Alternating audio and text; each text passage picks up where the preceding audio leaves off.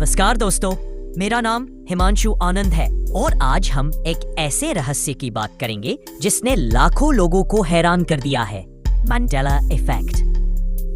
सोचिए, आप एक बात इतने भरोसे के साथ याद करते हो कि बिल्कुल पक्का हो, और फिर किसी दिन पता चले कि जो आप याद कर रहे थे वो वास्तविकता से बिल्कुल अलग है। ऐसा होना सिर्फ आपकी शर्म की बात नहीं है, यह दुनिया भर के लाखों लोगों के साथ हुआ है।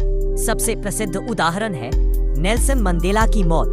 कई लोग पक्के शब्दों में कहते हैं कि उन्हें याद है कि नेल्सन मंडेला 1980 में या अर्ली 1990s में जेल में मर गया था और उसकी अंत्येष्टि बड़ी खबर बनी थी। लेकिन असलियत ये है कि मंडेला 2013 में निधन हुआ। यह गड़बड़ी इतनी बड़ी थी कि लोगों ने इसे नाम दिया मंडेला इफेक्ट। और इससे जुड़े और भी अजीब अजीब उदाहरण हैं। बेरेनस्टाइन बेज। बहुत से लोग याद करते हैं बेरेनस्टीन बेज आइन, जबकि असली स्पेलिंग बेरेनस्टाइन है। कई लोग मानते हैं कि मोनोपोली के मास्टर का नाम मोनोकल के साथ था, पर असल में मोनोपोली के मास्कॉट के पास मोनोकल कभी नहीं था। लोग याद करते हैं Luke I am your father, पर फिल्म का असली डायलॉग था no I am your father. और छोटे छोटे ब्रांड या लोगों की spelling, cartoon names, historical facts, बहुत से लोग इन्हें अलग तरह से याद करते हैं। तो सवाल उठता है, क्या यह बस याददाश्त की भूल है, या फिर हम सचमुच किसी पैरेलल यूनिवर्स या ऑल्टरनेट टाइमलाइन में जी रहे थे और कुछ यादें यहाँ आ चुकी हैं। वैज्ञानिक और मनोवैज्ञानिक बताते हैं कि हमारी मेमोरी एक स्टैटिक रिकॉर्डर नहीं है, यह रिकंस्ट्रक्टिव होती है। यानी जब हम किसी घटना को याद करते हैं तो दिमाग उसे दोबारा बनाता है, और कई बार नई जानकारी, भावना या सुझाव उस याद में घुल मिल जाते हैं। इस प्रक्रिया को मेमोरी रिकंस्ट्रक्शन कहते हैं। एलिजाबेथ लॉफ्टस जैसे शोधकर्ताओं ने दिखाया कि कैसे लोगों की यादों में आंशिक बदलाव लाया जा सकता है, सिर्फ सवाल पूछने के तरीके से भी। यही कारण है कि कई आई विटनेस टेस्टिमनीज कोर्ट रूम में अनरिलायबल मानी जाती है। एक और महत्वपूर्ण कारण है कॉन्फैबुलेशन और मिस इन्फॉर्मेशन इफेक्ट। जब हम गलत सूचना सुनते हैं और उसे अपनी असली याद समझने लगते हैं। और सोर्स मॉनिटरिंग एरर भी होता है, यानी हम भूल जाते हैं कि वो इन्फो हमने कहां से पाई थी, किताब से, फिल्म से, किसी दोस्त ने बताया था या खुद अनुभव किया था।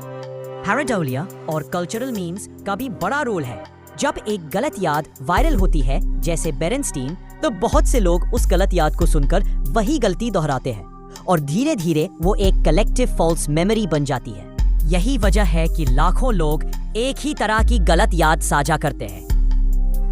फिर भी कुछ लोग इसको आसान तरीके से मानने से इनकार करते हैं और एकदम अलग व्याख्या देते हैं, पैरेलल यूनिवर्सेस या ऑल्टरनेट टाइमलाइंस।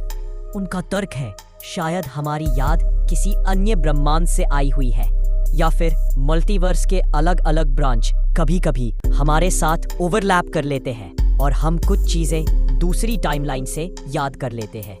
यह विचार आकर्षक है और साई-फाई में बेहद लोकप्रिय है, पर फिलहाल इसके पास मजबूत एम्पिरिकल प्रूफ नहीं है, यह स्पेक्युलेटिव ही है। तो क्या कहना सही होगा? सरल भाषा में न्यूरोसाइंस और कॉग्निटिव साइकोलॉजी के हिसाब से मंडेला इफेक्ट का बड़ा हिस्सा मेमोरी एरर्स, सोशल रीइंफोर्समेंट और मिस इन्फॉर्मेशन से समझाया जा सकता है। पर इसका मतलब यह नहीं कि हर सिंगल केस पूरी तरह एक्सप्लेन हो चुका है। कुछ एग्जाम्पल्स इतने उलझे हुए लगते हैं कि वे सवाल जरूर उठाते हैं। एक और दिलचस्प पहलू, हमारा मीडिया और इंटरनेट। जब कोई छोटा सा गलत स्पेल्ड लोगो या मिसकोटेड लाइन वायरल होता है तो वह एरर तमाम लोगों तक पहुंच जाता है और कलेक्टिव मेमोरी बन जाती है। हमारी डिजिटल कल्चर इस फिनोमिनन को बढ़ा देती है। अंत में आपसे एक सीधा सवाल, क्या आप खुद किसी ऐसी चीज को याद करते हैं जो असल में अलग है? क्या आप अभी अभी किसी छोटी गलत याद को लेकर चौंक गए? नीचे कमेंट में जरूर लिखिए, मैं आपकी कहानियां पढ़ना चाहूंगा। मंडेला इफेक्ट हमें एक बातें सिखाता है, हमारी यादें कितनी नाजुक है और कैसे समाज, मीडिया और हमारी खुद की दिमागी प्रक्रियाएं मिलकर वास्तविकता की एक अलग तस्वीर बना देती हैं। और हाँ, अगर आप ऐसी और रहस्यमयी चीजें सुनना चाहते हैं तो चैनल को सब्सक्राइब, लाइक और इस वीडियो को शेयर करना मत भूलिए। मिलते हैं अगले वीडियो में।